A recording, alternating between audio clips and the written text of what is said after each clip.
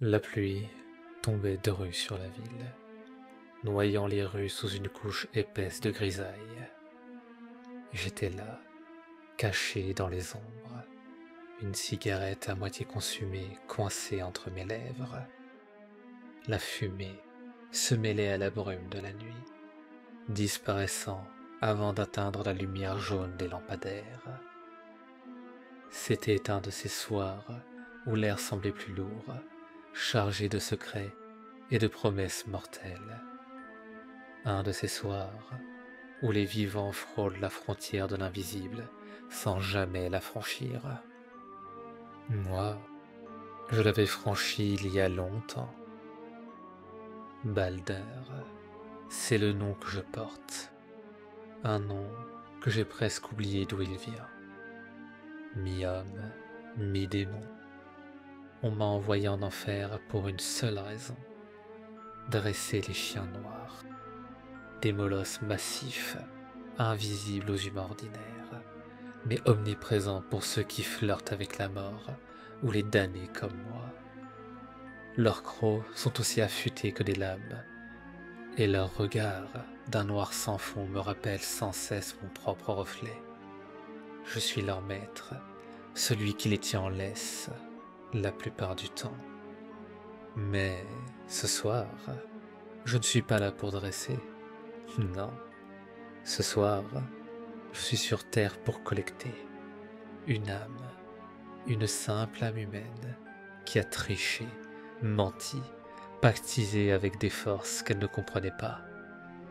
Ils envoient toujours un maître chien pour ces cas-là, quelqu'un qui peut flairer la terreur, sentir la culpabilité suintée des pores de ses proies, quelqu'un qui sait que le jeu ne se termine jamais vraiment. Je tire une dernière bouffée de ma cigarette avant de la jeter dans une flaque, l'eau de pluie éteignant la braise avec un sifflement discret. Puis, je le sens, l'odeur, un parfum de chair mêlé à la peur, cette saveur métallique sur la langue. Elle est là, quelque part dans la ville, cette âme que je suis venu chercher. Mon regard se durcit, les chiens, invisibles dans la nuit, commencent à gronder doucement autour de moi. C'est l'heure de la chasse. Je m'enfonce dans la ruelle, mes bottes éclaboussant l'eau stagnante.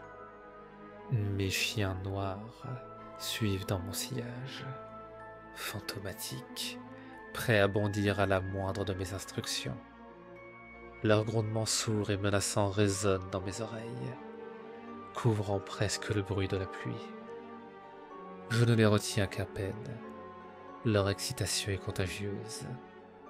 Moi aussi, je sens le frisson de la traque me gagner, l'adrénaline qui pulse dans mes veines mi-démoniaques.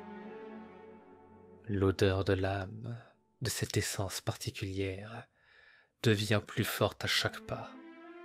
C'est une âme lourde, marquée par la peur et le regret. Une odeur qui m'est familière. Elle a dû goûter à l'horreur, ressentir le poids de ses choix. Mais il est trop tard, beaucoup trop tard pour les regrets. On m'a envoyé, et je ne repars jamais les mains vides. Je tourne au coin de la rue, et là, je l'aperçois enfin. Un homme, la quarantaine, trempé jusqu'aux os, se cache sous le porche d'un immeuble décrépit. Ses yeux fouillent frénétiquement l'obscurité, cherchant une menace qu'il ne peut pas encore voir, mais qu'il sent tout de même.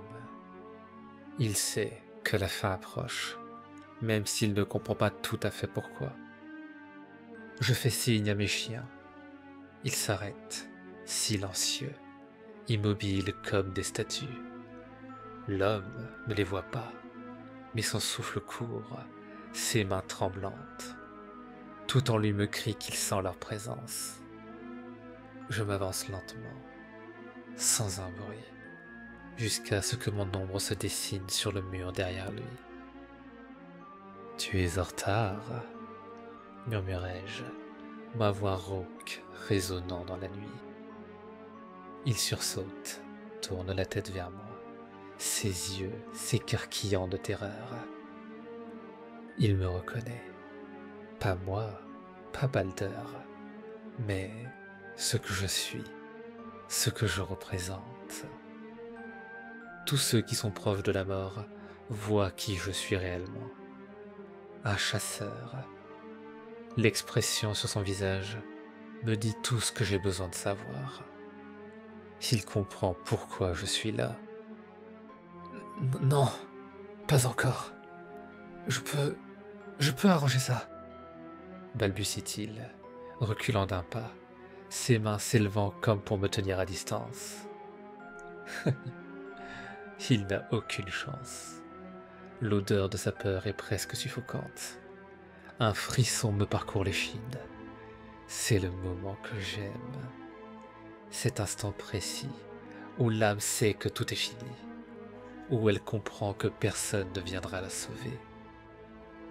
Je fais un autre pas en avant, et mes chiens avancent aussi, leur grondement crescendo me couvrant à peine. « Tu as eu ta chance », dis-je d'une voix douce, presque compatissante.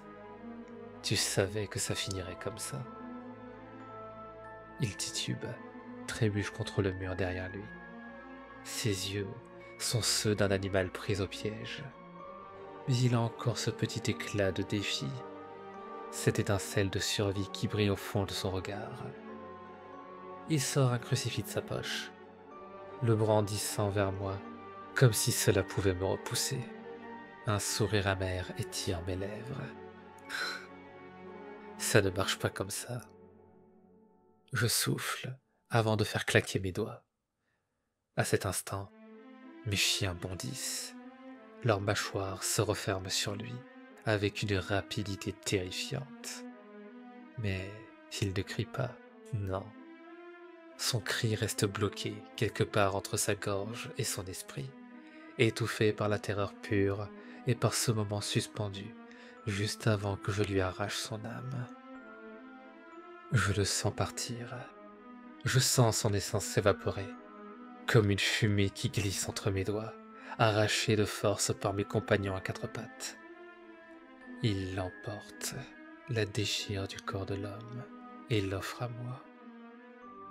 Un autre contrat rempli, une autre âme réclamée pour les profondeurs.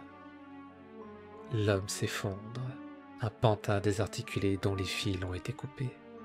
Ses yeux, grands ouverts, ne voient plus rien, sauf peut-être une bribe de l'enfer dans lequel je l'entraîne. Je me penche au-dessus de lui, le souffle encore agité par la traque, mes chiens haletant à mes côtés. Un autre travail terminé, une autre dette payée. Mais la satisfaction n'est jamais totale. Il y a toujours une autre âme pour chasser, un autre nom sur la liste. Je me redresse, laissant le corps derrière moi, et je retourne dans la nuit noire, les chiens me suivant de près, leurs yeux brillant d'une lueur que seuls les damnés peuvent comprendre. La pluie continue de tomber, inlassable, emportant avec elle les traces de cette nuit. Demain, il y aura une autre proie, un autre qui pensera pouvoir échapper à l'inévitable. Mais moi, je serai là, tapi dans l'ombre, prêt à reprendre la chasse. Je traverse la ville endormie, les pavés luisants d'humidité sous mes pieds. Je n'ai pas besoin de me presser. Les rues sont désertes à cette heure, et l'aube est encore loin. Mon esprit est encore imprégné de cette sensation, la décharge d'adrénaline de la chasse, la chaleur de l'âme arrachée, et la satisfaction froide d'une mission accomplie. Pourtant, un malaise reste, une tension sourde qui ne me quitte jamais. C'est toujours comme ça après une collecte. Une partie de moi se réjouit d'avoir accompli mon devoir, d'avoir satisfait ceux qui m'ont enchaîné à cette tâche. Mais l'autre me rappelle que quelque part, au fond de moi, l'homme que j'ai été autrefois se débat encore. Une part de mon humanité, celle que je n'ai pas pu enterrer complètement, se languit de rédemption. Une illusion, je le sais bien. On ne pardonne pas ceux qui servent l'enfer, pas après tout ce que j'ai fait. Mais cette pensée m'obsède, un murmure constant dans les recoins les plus sombres de mon esprit. Les chiens trottent à mes côtés, leur silhouette à peine visible, comme si la nuit elle-même les enveloppait d'un manteau protecteur. Ils sont mes compagnons fidèles, la seule véritable famille que j'ai dans cet enfer moderne. Même eux ressentent le poids de ce monde, des chaînes que je porte, des choix que j'ai faits. Parfois, je crois même voir dans leurs yeux un éclat de compréhension, une sorte de pitié silencieuse. Ils savent eux aussi qu'il n'y a pas de retour en arrière. Je m'arrête sous un porche, allumant une nouvelle cigarette, le crépitement de la flamme brisant le silence. J'inspire profondément, le goût âcre de la fumée emplissant mes poumons. C'est un rituel, un acte banal qui me rattache à cette illusion de normalité, un ancrage à ce qui reste de mon humanité. Je ne ressens plus la douleur, ni le froid, ni la chaleur. Mais la cigarette, elle me rappelle encore ce que ça faisait d'être vivant. Un luxe inutile, je le sais, mais c'est tout ce qui me reste. Un mouvement attire mon attention. Au coin de la rue, une silhouette se détache. Une femme, jeune, trop jeune pour errer seule à cette heure. Ses pas sont lents, hésitants, comme si elle craignait de se perdre dans cette nuit sans fin. Elle ne me voit pas encore, mais je sais qu'elle le sent. Je la vois ralentir, ses épaules se raidir, son regard s'égarer dans ma direction, sans jamais vraiment me trouver. Quelque chose en elle m'interpelle. Ce n'est pas une âme en fuite, pas encore. Mais il y a quelque chose d'autre, une aura de tristesse et de douleur qui me frappe de plein fouet. Un avertissement peut-être. Je reste immobile, ma silhouette fondue dans l'ombre du porche. Les chiens la regardent aussi, leurs yeux suivant ses mouvements avec une attention étrange.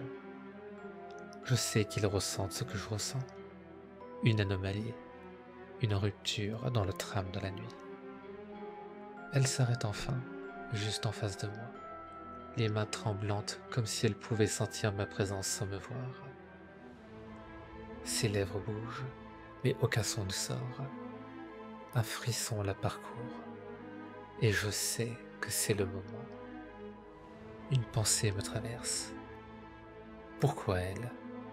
Pourquoi ici, ce soir? Peut-être que je devrais simplement me détourner, la laisser partir. Peut-être que le destin l'a placée sur mon chemin pour une raison que je ne suis pas censé comprendre. Mais le maître chien ne se pose pas de questions. Le maître chien ne doute pas. Qu'est-ce que tu recherches à cette heure, petite? Ma voix fend la nuit comme une lame. Elle sursaute, le souffle coupé, et je la vois enfin croiser mon regard. Ses yeux se dilatent de terreur pure, et à cet instant, elle me voit pour ce que je suis vraiment. L'ombre, l'inévitable. Elle trébuche en arrière, et ses mains se plaquent sur sa bouche pour étouffer un cri. Mais je n'ai pas besoin d'avancer. Elle sait que c'est déjà fini. La panique dans ses yeux m'en dit long. Quelque chose la ronge. Quelque chose qu'elle ne pourra plus cacher maintenant que je suis là. Je me détache des ombres, les chiens à mes pieds, et je m'avance vers elle, chaque pas résonnant dans la nuit humide. Je ne suis pas venu pour toi, dis-je calmement, presque avec douceur. Mais la peur qui émane d'elle est tangible, un parfum amer qui emplit l'air. Elle secoue la tête, un sanglot désespéré échappant de ses lèvres. Alors pourquoi tu es là? Me demande-t-elle, sa voix brisée. Je m'arrête, mon regard plongeant dans le sien. C'est une question que je ne peux pas vraiment répondre. Une question qui résonne dans le vide entre nous. Pourquoi suis-je là?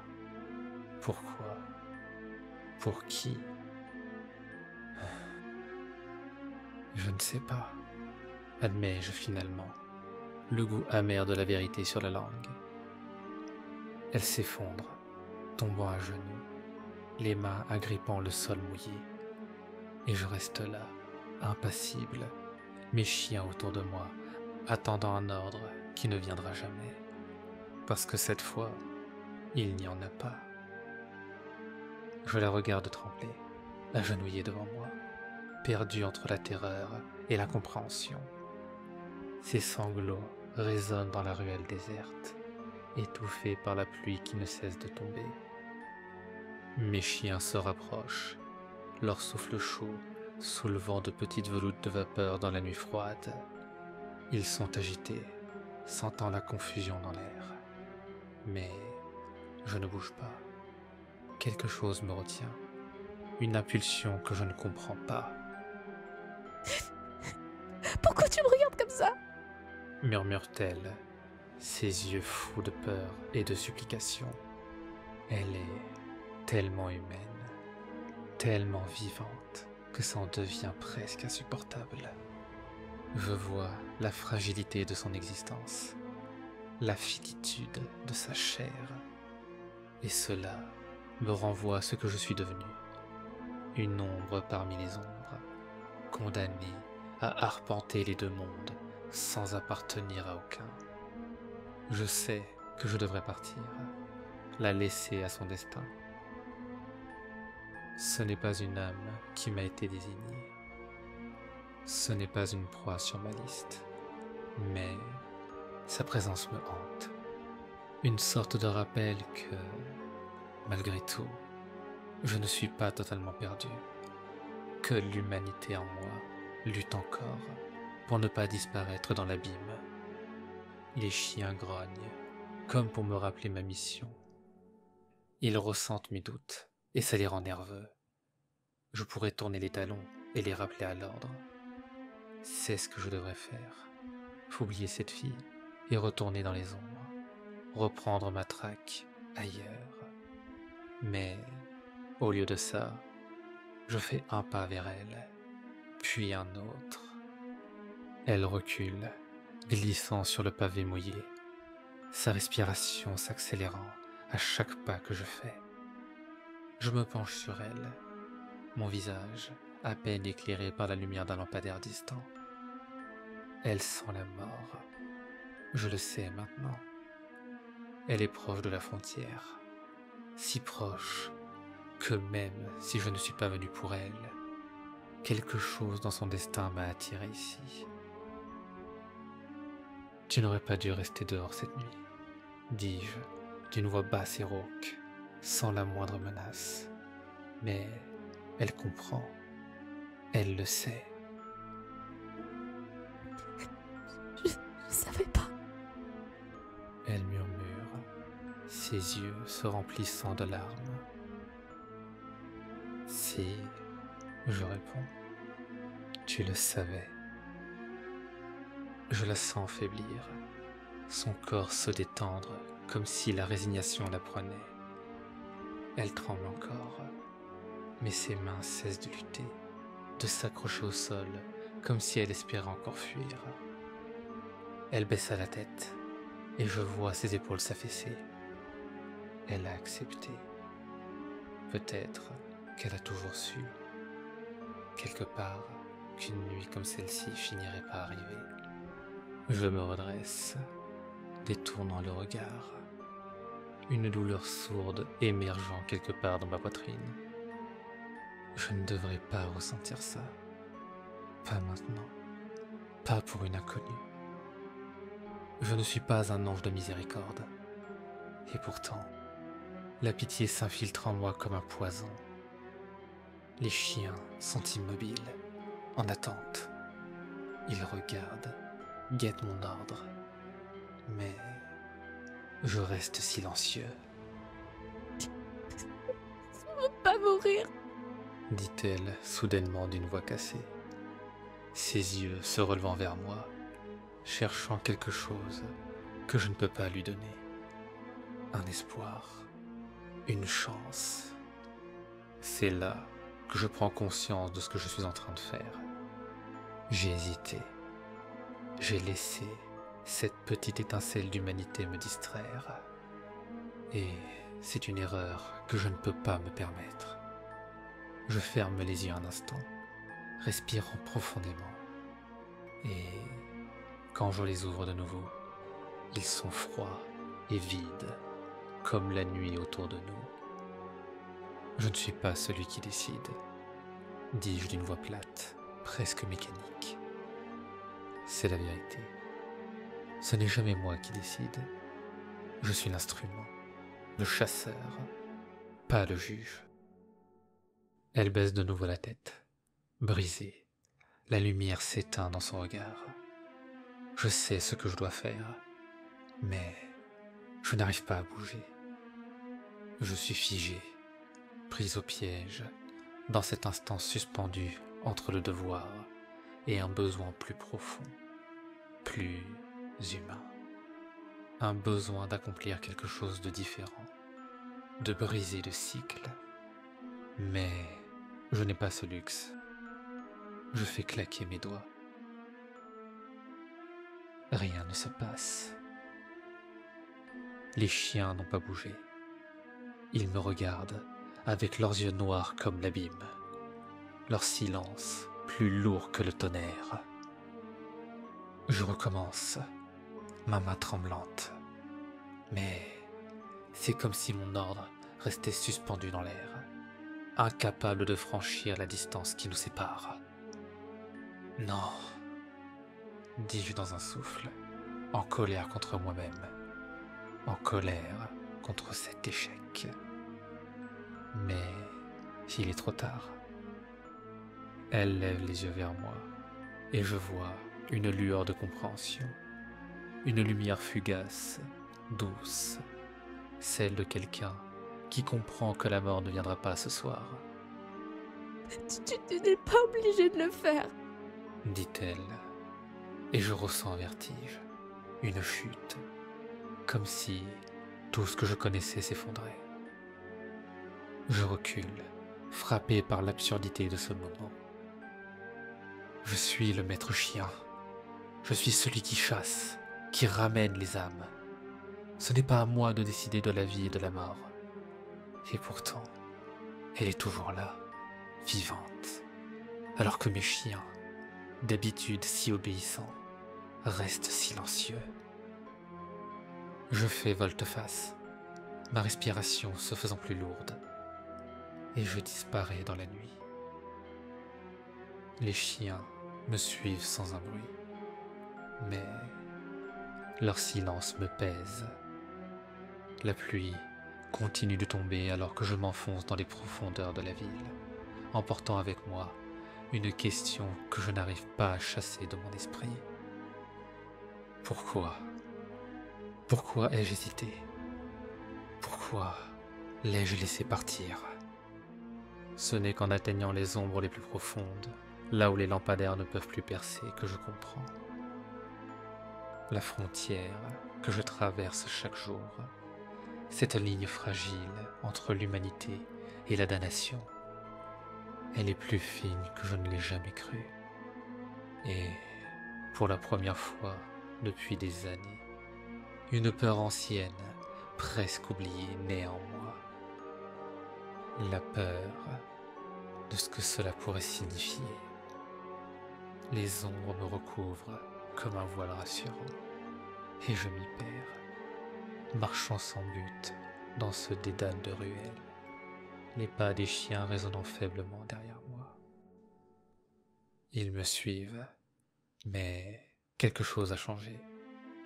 Leur silence n'est plus une simple obéissance. Il est devenu une question muette qui s'accroche à mes pensées. Je m'arrête au bord d'un canal, les eaux noires ondulant doucement sous la pluie qui ne cesse de tomber. Les lumières de la ville se reflètent sur la surface agitée, créant des éclats troubles, distordus, comme des souvenirs fragmentés. Mon reflet apparaît dans l'eau, le visage d'un homme qui n'est plus tout à fait un homme, les traits tirés par des années de traque et de chasse, les yeux marqués par une éternité d'obscurité.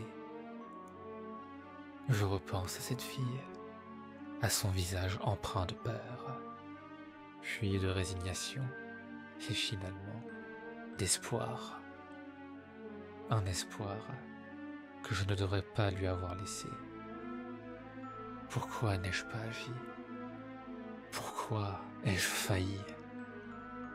Je sens une chaleur familière remonter le long de ma colonne vertébrale, celle d'une présence que je reconnaîtrai entre mille. Les chiens se figent, leurs oreilles se redressent comme s'ils captaient une voix inaudible. Je me retourne lentement, et là, sous la pluie battante, se tient une silhouette que je n'ai pas vue depuis des années. Un démon, vêtu d'un long manteau noir, qui semble absorber la lumière environnante.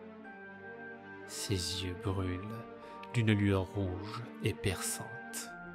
« Balder » dit-il d'une voix basse, comme un grondement lointain. « Tu es en train de faillir à ta tâche ?» C'est lui, mon supérieur, celui qui m'a lié aux chaînes infernales, celui qui supervise mes missions.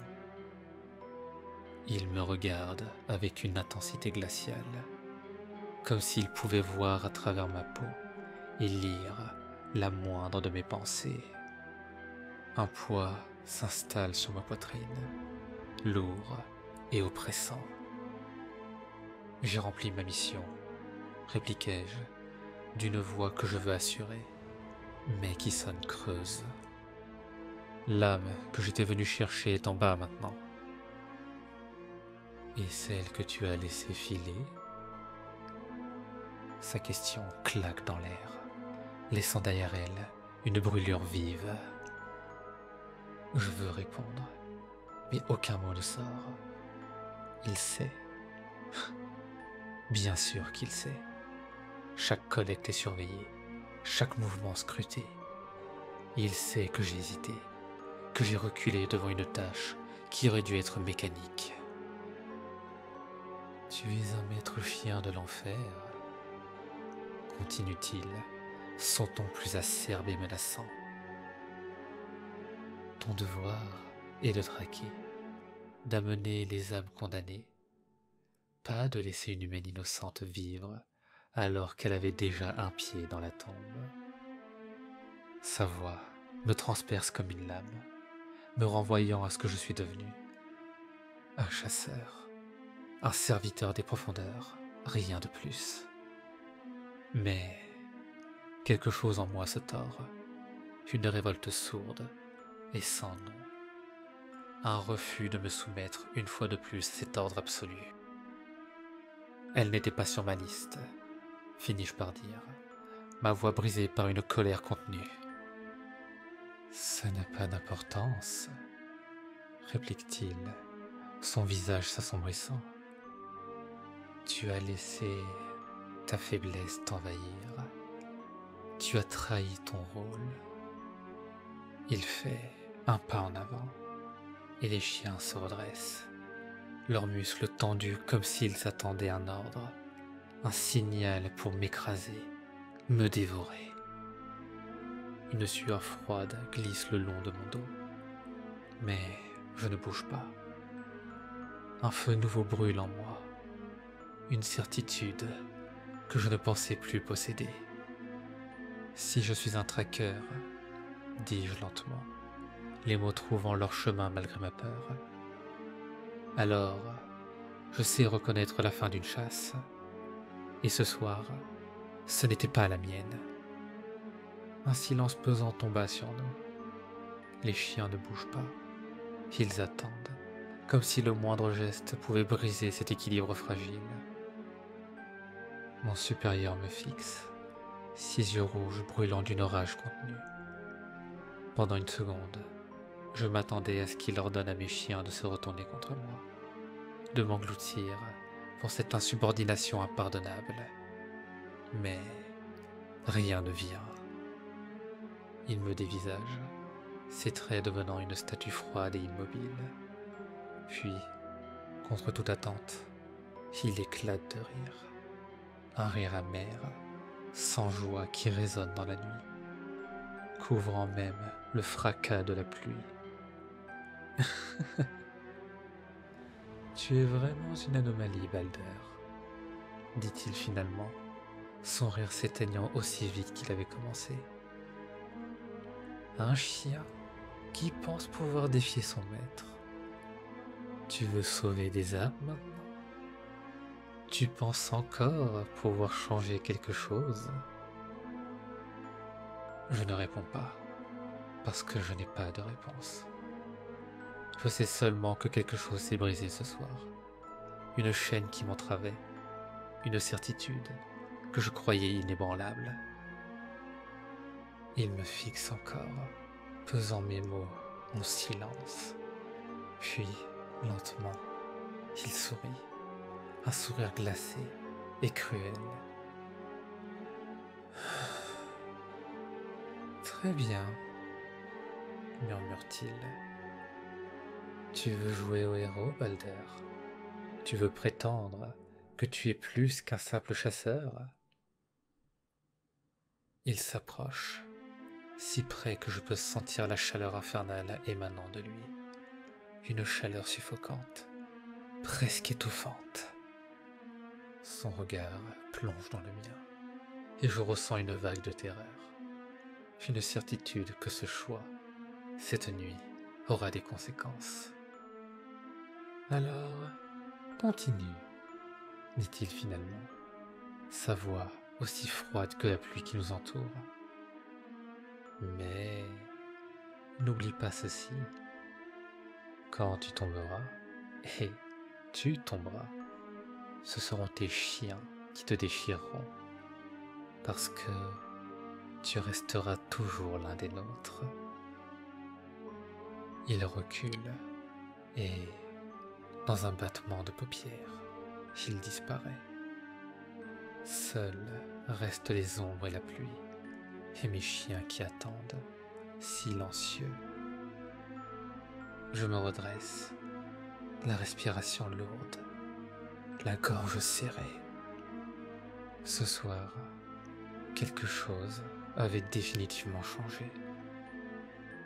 Je lève la tête vers le ciel noir, et pour la première fois depuis des années, je sens une larme brûlante rouler sur ma joue. Une larme que la pluie efface aussitôt, comme si elle n'avait jamais existé.